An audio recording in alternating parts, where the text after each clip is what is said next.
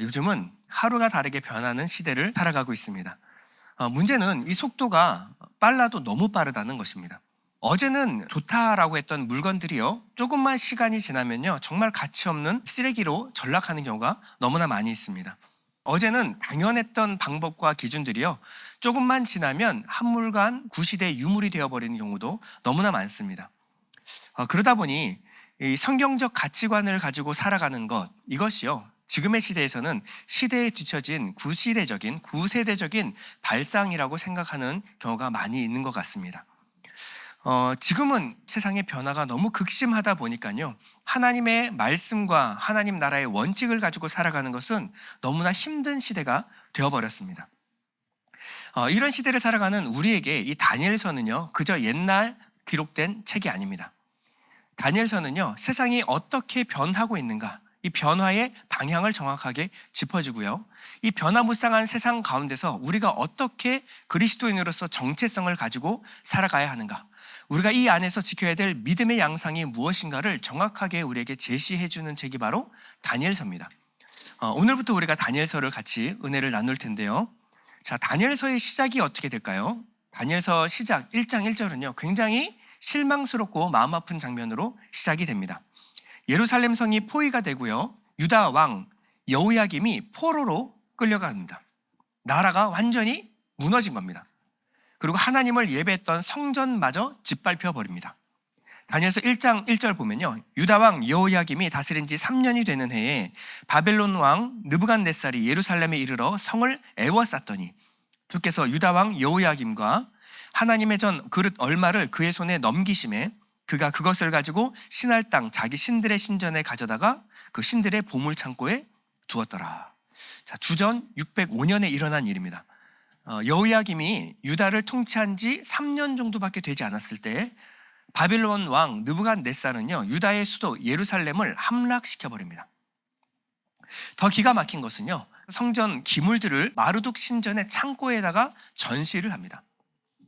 하나님을 위하여 거룩하게 성별되었던 물건들이요, 적국의 전리품으로 장식되어 있는 겁니다. 이전의 고대 시대의 전쟁은요, 그저 나라와 나라, 민족 간의 전쟁이 아니었습니다. 고대에는요, 민족마다 고유의 신을 가지고 있었는데요, 그 신은 그 민족과 운명을 같이 한다라고 믿었습니다. 그야말로 이 전쟁은요, 신들의 전쟁이었어요. 그들이 믿고 있는 신, 그 신과 신이 대결해서 어떤 신이 강한가를 가려내는 것이 바로 고대의 전쟁이었습니다.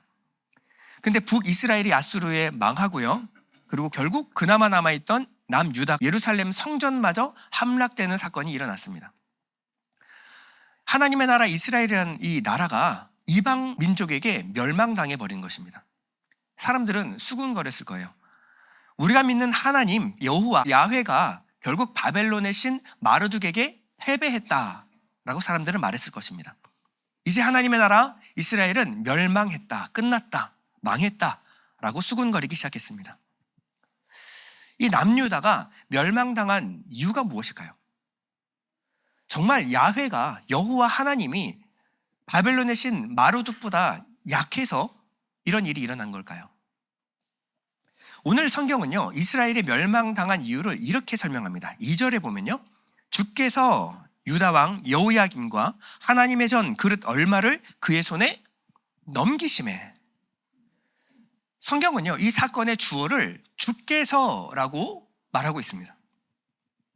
그러니까 하나님이 넘기셨다라는 거예요. 하나님이 하나님의 뜻, 계획에 있어서 이 유다를 바벨론에 넘기셨다라고 말하고 있습니다. 하나님 왜 그러셨을까요? 이스라엘 백성들이 하나님을 버리고 우상을 섬겼기 때문에 그렇습니다. 그래서 하나님은 70년이라는 기간을 두고 이스라엘 백성들을 바벨론에 넘겨 징계하시기로 정하신 것입니다. 인간적인 눈으로 봤을 때는 지금 느부갓네살이 이긴 것처럼 보입니다. 바벨론이 군사력이 강해서 이스라엘을 이긴 것처럼 눈에 보입니다. 그런데 성경은요, 이 시점을 바꿔주고 있습니다. 하나님이 여전히 주권자이시고 하나님께서 이 일을 허락하셨다라고 말하고 있는 겁니다. 이것이 오늘 우리에게 주는 첫 번째 메시지입니다. 여러분, 세상이 아무리 복잡하고 빠르게 변한다라고 할지라도 이 세상을 주관하고 계시는 분은 하나님이십니다. 우리 눈에는 정말 한 치 앞도 모르는 예측할 수 없는 일들이 계속 벌어지고 있어도 하나님이 여전히 이 땅을 통치하고 계시다라는 거예요. 눈에 보이는 권력자들이 아무리 힘이 있고 강해 보여도 그들이 아니라 그 뒤에 계신 하나님이 그들을 붙잡고 계시다라는 겁니다. 하나님은 역사의 주관자에서 밀려나신 적이 없습니다. 하나님은 하나님의 왕위를 누구에게 양보하신 적이 없습니다. 시대가 아무리 변해도 하나님은 여전히 유일하신 하나님이다 라고 성경은 말하고 있습니다. 우리는 세상을 보면서 낙심할 때가 많은 것 같아요. 세상의 뉴스 한 줄에도 우리 마음이 흔들립니다.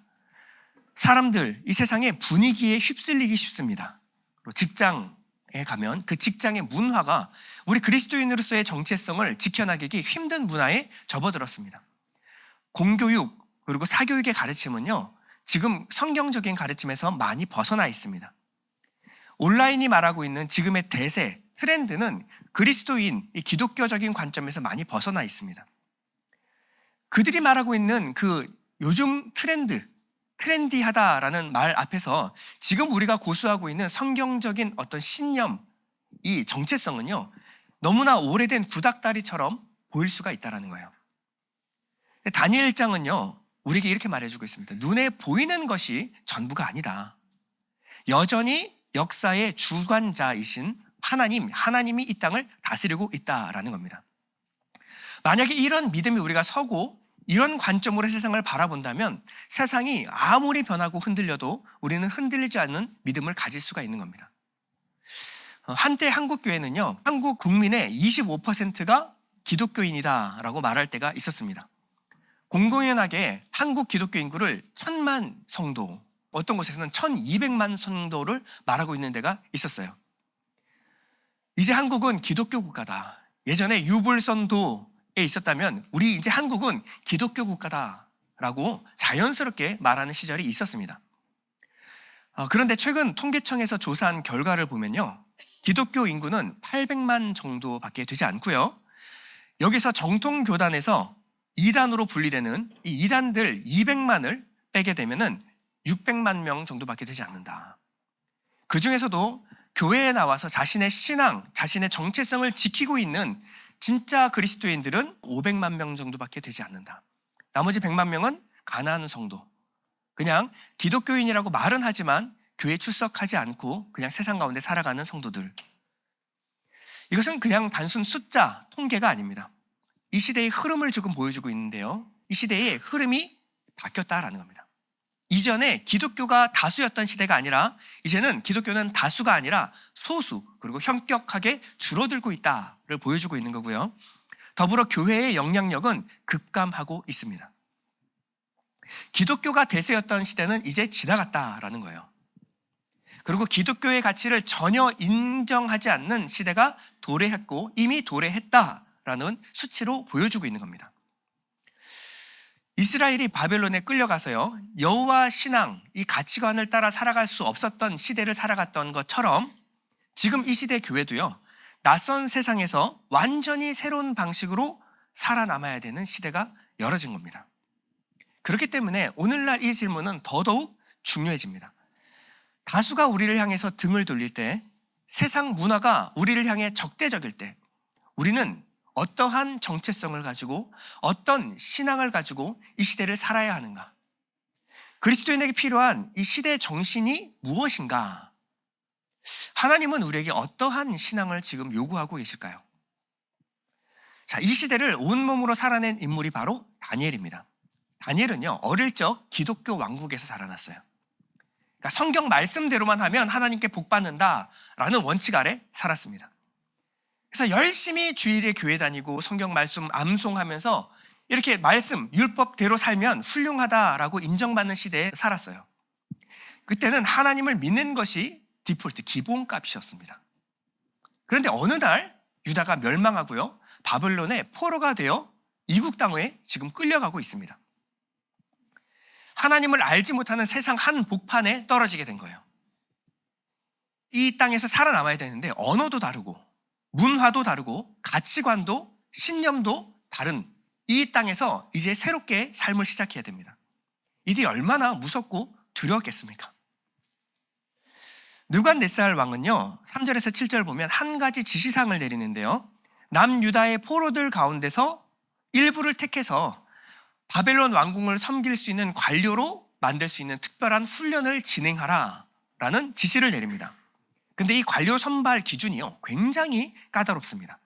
3절 보면요 왕이 환관장 아스브나스에게 말하여 이스라엘 자손 중에서 왕족과 귀족 몇 사람 곧 흠이 없고 용모가 아름다우며 모든 지혜를 통찰하며 지식에 통달하며 학문에 익숙하여 왕궁에 설 만한 소년을 데려오게 하였고.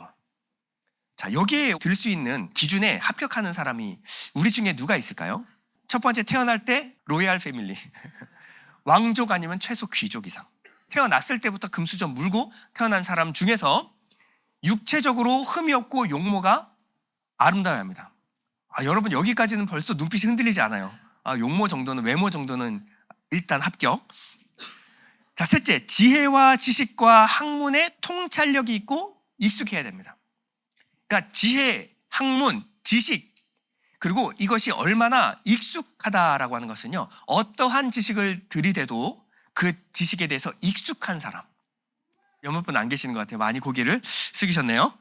자, 나이가 어린 소년이 세상에 이 지식을 습득하려면 얼마나 오랜 시간 공부를 해야 되겠습니까? 그런데 어린 시절 이 모든 지식과 지혜와 학문의 통찰력이 있고 익숙한 사람, 소년을 뽑아라. 세상에 이런 사람이 어디 있습니까? 그렇죠? 예. 본문에 나와 있지 않지만 이 아스브나스, 환관장 아스브나스가 얼마나 오랫동안 찾아야 했을까요?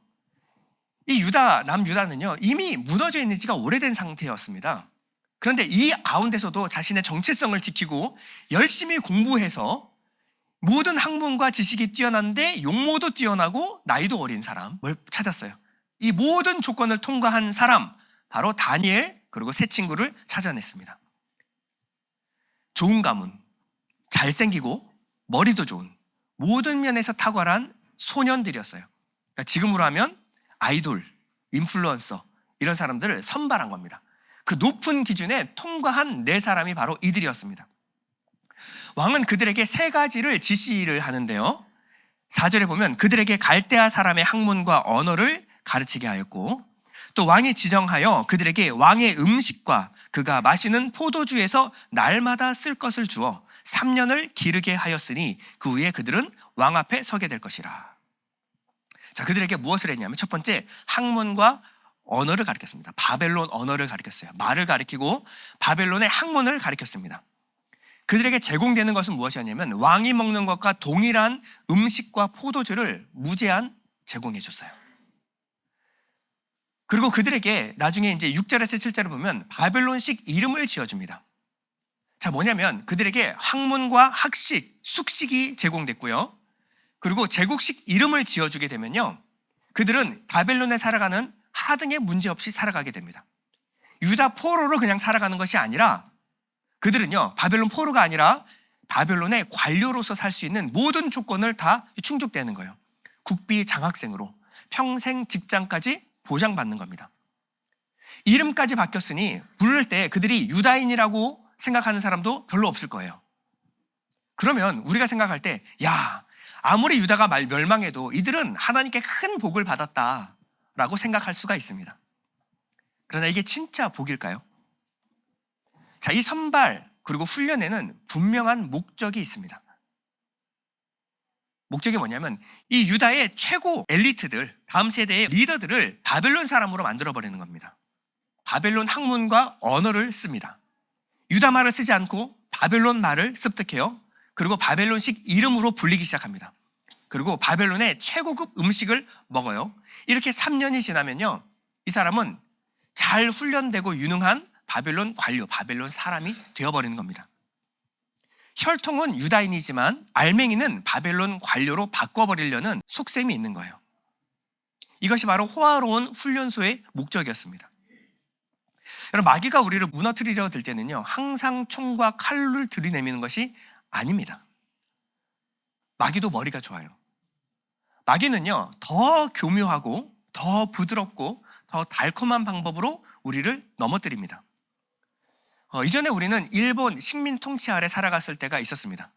초창기에 일본은 어떻게 했냐면 무력 통치를 했어요. 무력으로 한민족을 압제하는 방식으로 통치했습니다. 겁을 주고 두려움을 주고 힘으로 찍어 누르는 방식을 썼어요. 그 무력 통치는 결국 3.1운동으로 이어졌습니다. 사람들이 총칼을 들이대밀어도 대한독립 만세를 외치기 시작했어요. 그리고 이것을 외신 기자들이 보도하기 시작했습니다. 일본은 그때 깨달았어요. 무력 통치 방식으로는 결국 저항만 불러일으키는구나. 그래서 통치 방식을 바꾸는데요. 무력 통치에서 문화 통치로 통치 방식을 전환합니다.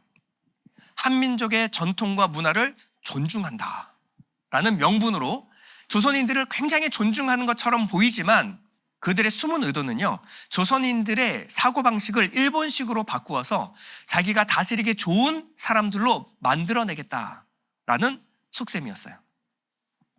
이것이 무력 통치보다 훨씬 더 교묘하고 지능적인 통치 방식입니다. 바벨론 느부갓네살 왕도요, 똑같은 전략을 썼는데요. 고난, 어떤 강력한 무기를 통해서 그들을 위협하는 것, 이것으로는 이 고집세고 믿음을 지키기 위해서 목숨마저 거는 유대인들을 변화시킬 수 있는 방법이 아니라고 생각한 겁니다. 그래서 겉으로는 축복처럼 보이지만 이들의 정체성을 바꿀 수 있는, 망가뜨리는 무기, 이 바벨론과 뒤섞어 바벨론화하는 것, 이 방법을 쓴 거예요. 지금 디지털 바벨론이 우리에게 쓰는 방식이 바로 이겁니다. 겉으로는 축복된 방식처럼 보이지만 성도의 정체성을 뒤바꿔 놓는 거예요.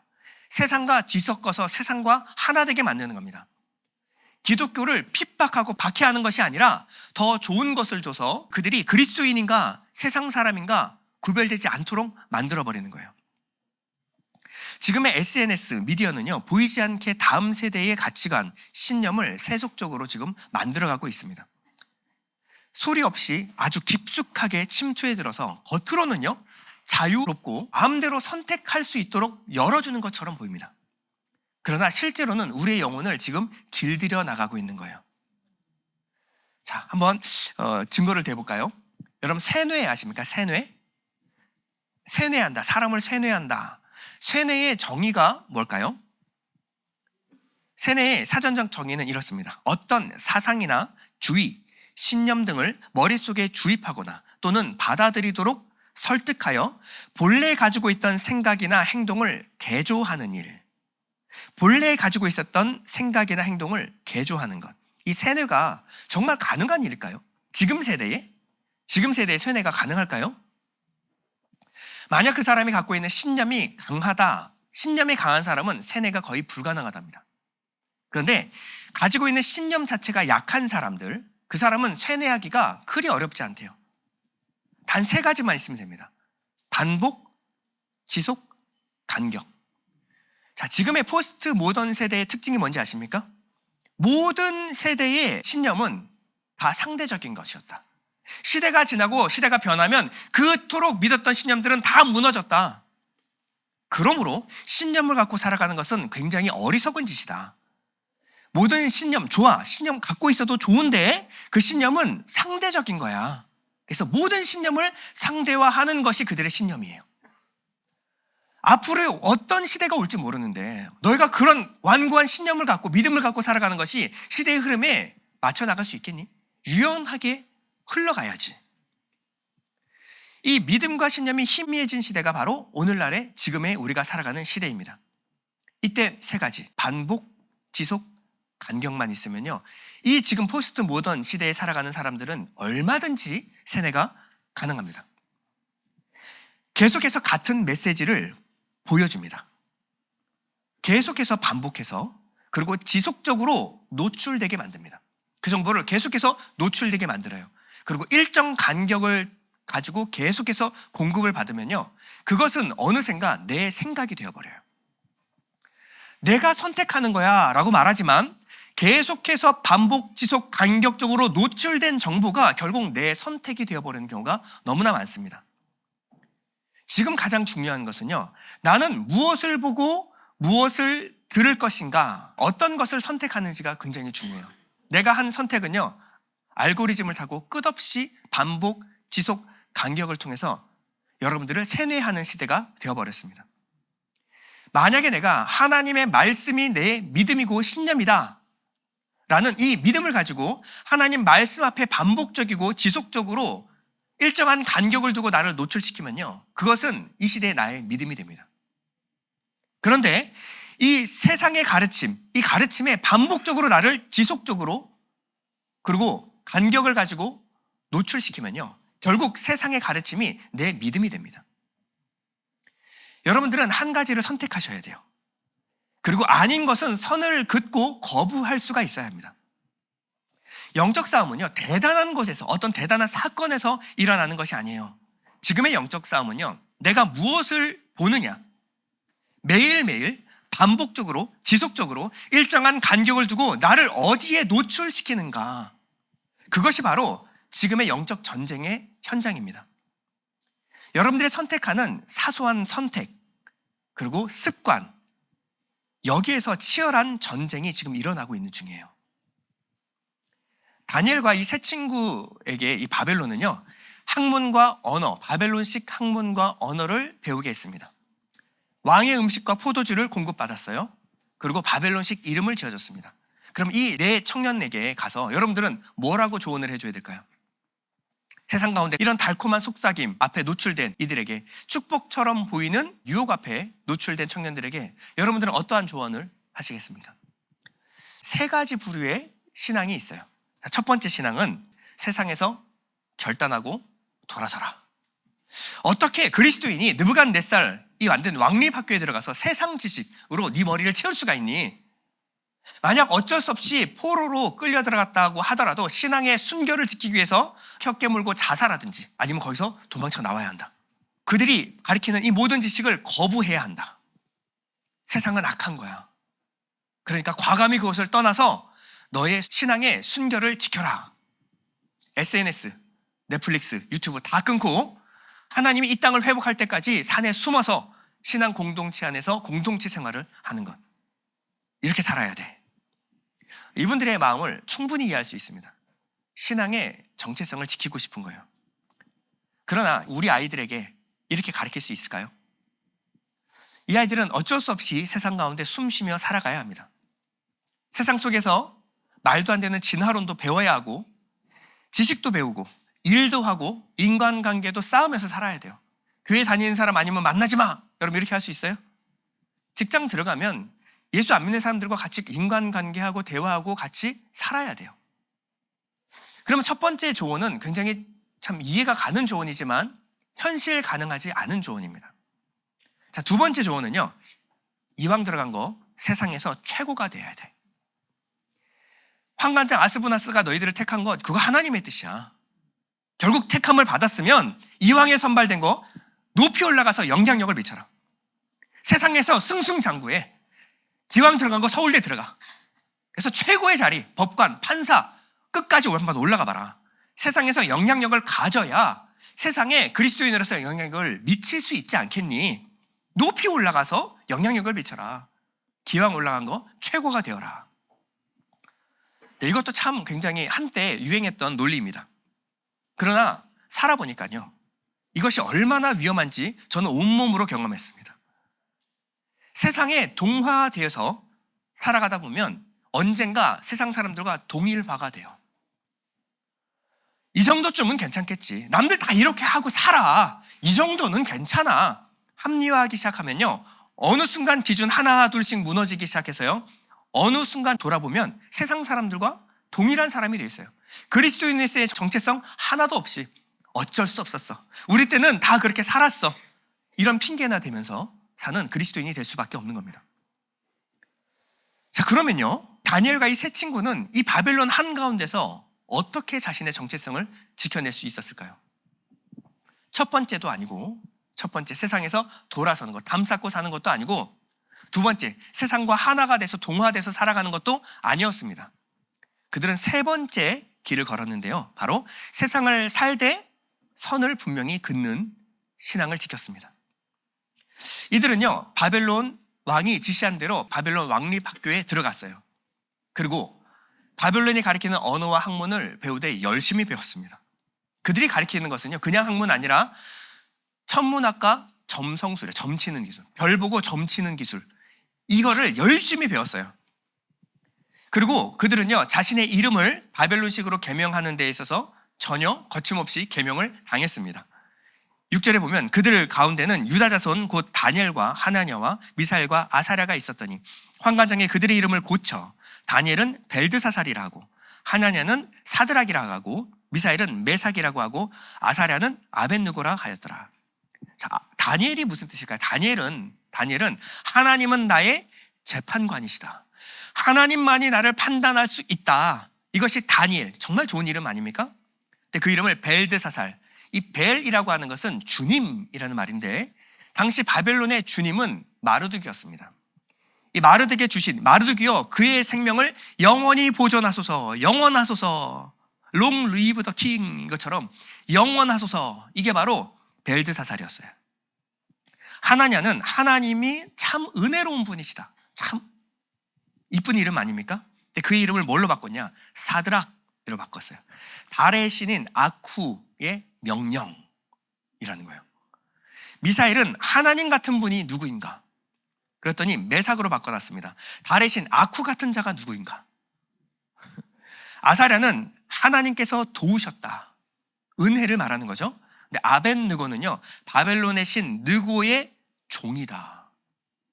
그냥 이름이 아니라 이름 자체가 이방신의 신앙 고백이에요. 이게 얼마나 수치스러운 이름입니까?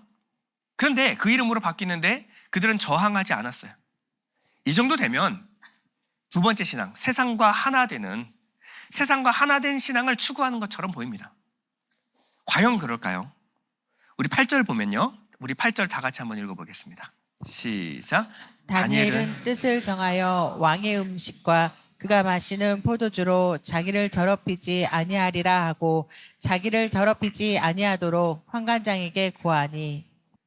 완전히 세상과 하나 되기로 결정한 것 같았어요. 근데 그게 아니다라고 성경은 말하고 있는데요, 그들의 언어와 학문, 관료직은 수용했습니다. 그리고 다른 것은 다 수용하되 단 한 가지, 왕이 주는 음식과 포도주를 거절했습니다. 단호히 선을 그었어요. 그 이유가 뜻을 정하여. 자, 다른 거는 다 수용해놓고 왜 굳이 왕이 주는 음식과 포도주를 거절했을까요?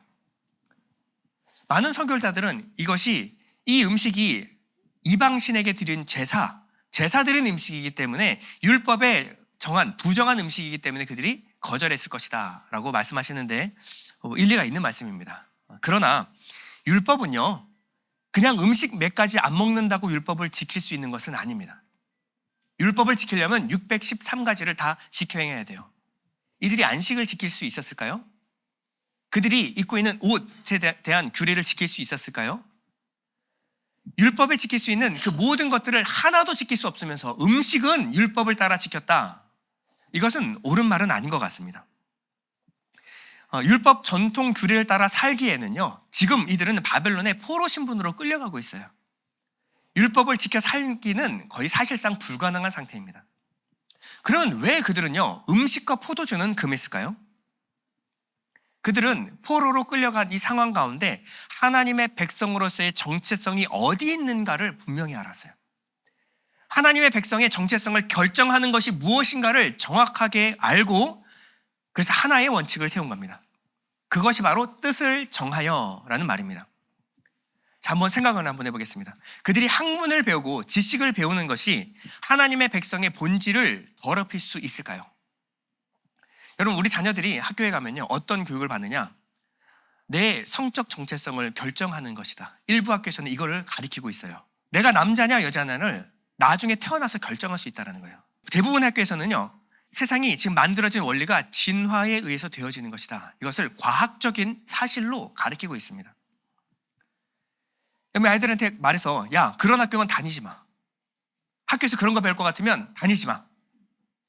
여러분, 그렇게 하시는 분 거의 안 계시죠? 이 아이들은요, 이 그리스도인으로서의 정체성을 가지고 세상 가운데 그들이 무엇을 믿고 사는지에 대해서 배울 수도 있어요. 그러나 동의하지는 않을 수 있습니다. 아, 그들은 그렇게 살고 있구나, 세상 사람들은 이렇게 믿고 있구나, 그것을 이해하는 것이 내 믿음이 되지는 않습니다. 남들이 나를 어떻게 부르는가, 내 이름을 어떻게 부르는가, 그것이 내 본질을 바꾸지는 못합니다. 사람들이 여러분 아무리 바보라고 한다고 바보라고 10번 말하면 여러분 바보 됩니까? 내가 바보가 아니면 되는 거예요. 그렇죠? 어쩔 수 없이 그들이 나를 그 이름으로 부른다라고 한다면 불러라. 마음대로 불러라. 그러나 내 정체성은 다니엘이다. 내 정체성을 지키면 되는 거예요. 그들이 나를 뭐라고 부르든 내가 아니면 되는 겁니다. 그런데 왜 그들은 왕의 음식과 포도주는 거절했을까요? 여러분 이것을 꾸준히 먹는다면 그들은 어떻게 됐을까요? 그들의 나이가 몇 살 정도 됐을 거라고 생각하세요? 다니엘과 세 친구의 나이가 이때 끌려갔을 때 소년들이라 그랬죠? 다니엘이 나중에 예루살렘으로 다시 복귀하는 그 순간까지 다니엘이 살아남습니다. 그러면 이들은요 16살 정도밖에 되지 않은 소년들이에요. 중3 정도 되겠죠? 그러면요 이들에게 이러한 유혹이 노출이 되기 시작하면요 그들이 이 유혹에 길들여지게 됩니다. 지금 이들이 제공받는 고기는요 왕이 먹는 고기와 포도주를 제공받고 있는 거예요. 최극상품 음식을 제공을 받습니다. 그럼 그것을 먹다 보면요 그 맛에 길들여질 수밖에 없습니다. 그것이 주는 기름진 맛과 달콤한 맛에 중독될 수밖에 없는 거예요. 자, 길들여지고 중독된다라고 하는 것은 이제는 그 음식 아니면 성에 차지 않는 지경에 간다라는 겁니다. 계속 그렇게 먹고 계속 그렇게 살아야 합니다. 한번 소비 패턴을 늘려놓으면요 줄이는 게 힘들어요. 한번 이만큼 이 정도 생활 수준으로 올라가면요 그 밑으로 내려가면 비참하다고 생각을 합니다. 이게 우리의 마음이에요. 그렇게 되면요 그 생활 수준을 유지하기 위해서 바벨론의 충성스러운 개가 돼서 살 수밖에 없습니다. 그들이 던져주는 음식을 먹기 위해서 무슨 짓이든 하고 꼬리 흔들며 살아갈 수밖에 없는 거예요. 결국에 가서 자신들은 이 달콤한 세상의 유혹에 넘어갈 수밖에 없음을 본인이 직감했다라는 겁니다. 그래서 다니엘과의 세 친구는요 뜻을 정하여 왕이 주는 음식과 포도주는 먹지 않겠습니다 라고 거부하기로 한 겁니다. 이들이 원했던 것은요 겉으로 내가 무엇이라고 불리고 공부를 하는 것 자체는 내가 정체성을 지켜낼 수 있다는 거예요. 그러나 중요한 것은 내 마음, 내 지향성을 지켜내기 위해서는 이것만은 거절해야 된다. 하나님은요 이 제3의 길, 믿음의 길로 가기로 결정하는 하나님 나라의 백성으로서의 정체성을 이방 땅 안에서 지켜내기로 결정한 이들에게 하나님은 하늘의 은혜와 긍휼을 부어주셨습니다.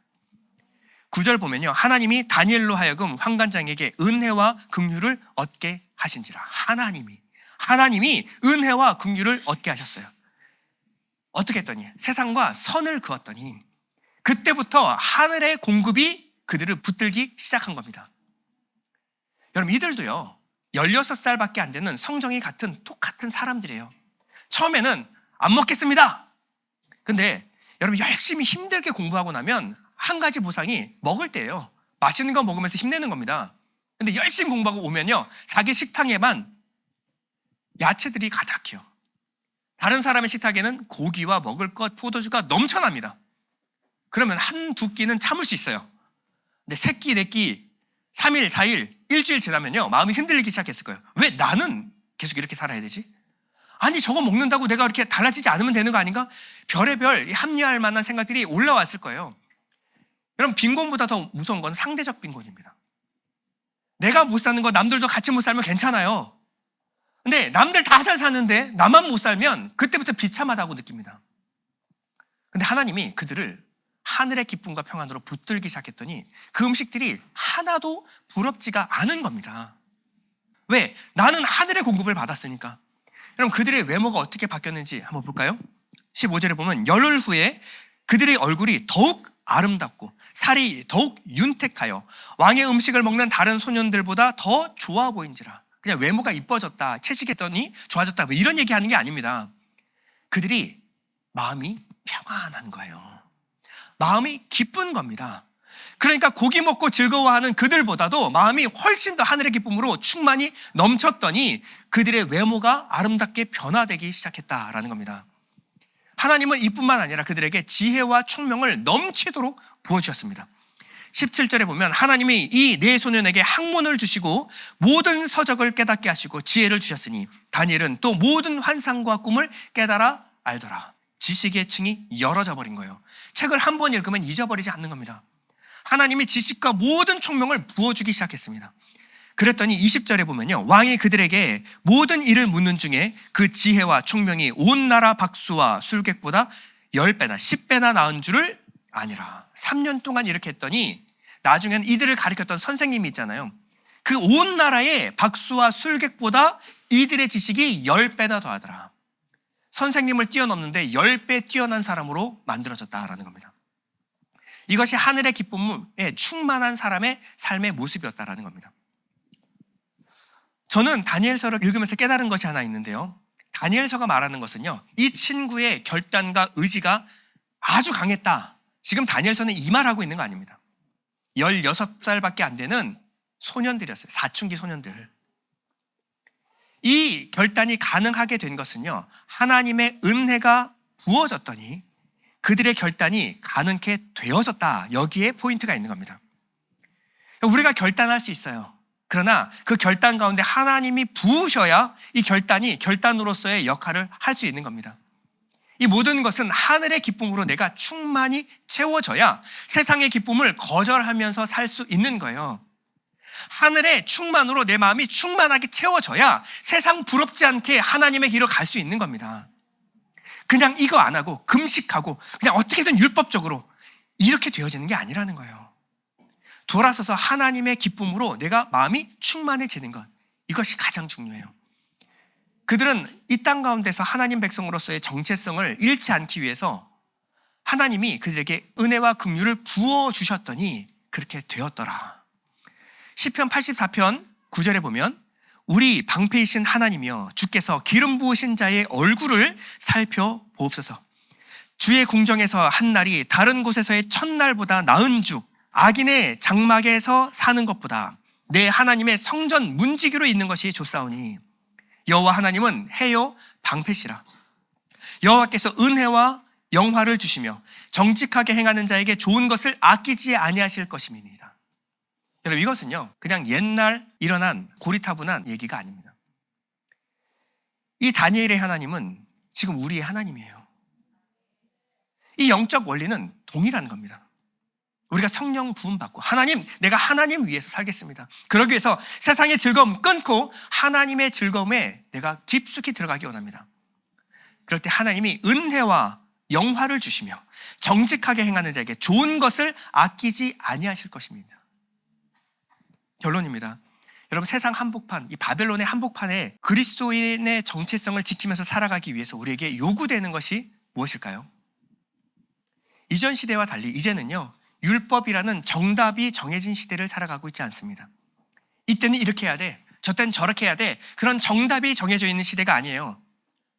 자꾸 저한테 찾아와가지고 목사님 이럴 때는 이렇게 해야 되나요? 저럴 때는 저렇게 해야 되나요? 모른다니까요. 저한테 말하는 것은 빙산의 일각이라는 것을 저는 알게 되었습니다. 여러분들 저한테 말하는 것은 요 정도. 근데 뒤에 있는 이만한 문제들은 저한테 얘기를 안 했어요. 그렇죠? 그러고 나서 목사님 이럴 때는 어떻게 해야 돼요? 이렇게 하십시오. 맞을까요? 문제가 여기 있는데? 아니죠. 여러분 각자에게 성령을 주셨어요. 그러면요 이 모든 상황 가운데 여러분들 어떻게 선택해야 될까요? 하루하루 치열하게 성령께 물으며 고민하면서 사셔야 됩니다. 잘 만들어진 신앙의 어떤 공식, Q&A, 그걸 따라 살아가면 내 삶이 바뀔 수 있을까요? 지금의 시대는요 너무나 다변하는, 급변하는 시대를 살고 있어요. 우리는 날마다 때마다 성령께 물어야 합니다. 그러면 여러분들이 성령을 쫓아 살아가는데 방해되는 것이 무엇입니까? 나는 무엇에 취약한가요? 여러분 무엇에 취약하죠? 다니엘은요 음식과 포도주가 취약했어요. 그래서 그것을 끄는 겁니다. 여러분들은요? 각자 다릅니다.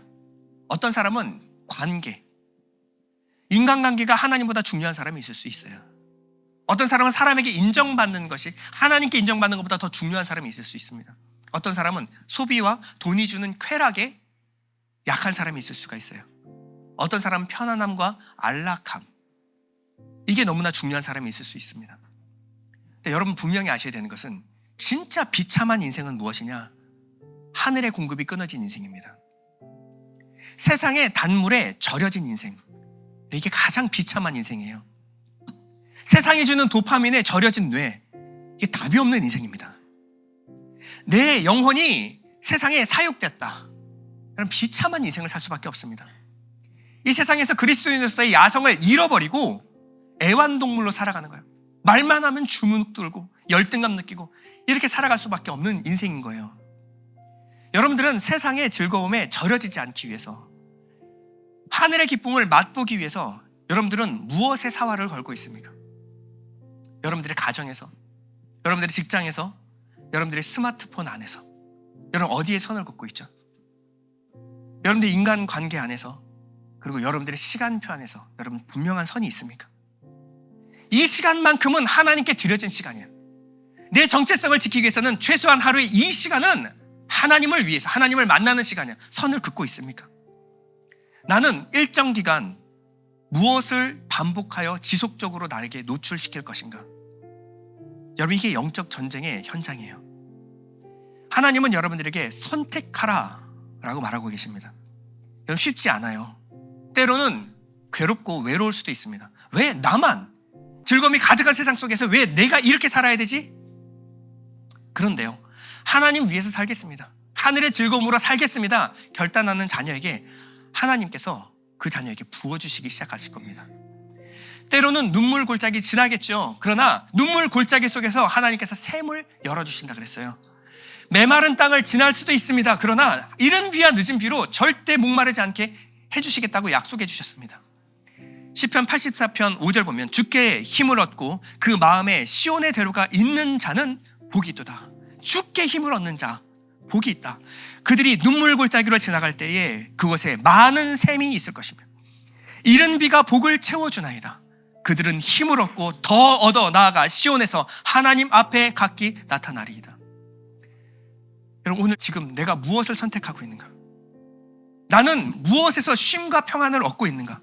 나 힘들 때 무엇을 찾고 있는가? 내 영혼의 공급원이 어디인가? 내가 힘들 때마다 마음을 기대는 곳이 어디인가? 여러분, 마음의 기쁨의 원천이 무엇입니까? 그 대답이 여러분 신앙의 정체성을 결정합니다. 이 시간 우리 잠시 눈을 감을 텐데, 하나님 뜻을 정하겠습니다. 그 뜻을 지킬 힘을 내게 주십시오. 이렇게 뜻을 정하고 하나님께 도우심을 구하는 자에게 하나님은 오늘도 은혜와 긍휼을 부어주실 줄 믿습니다. 잠시 기도하겠습니다.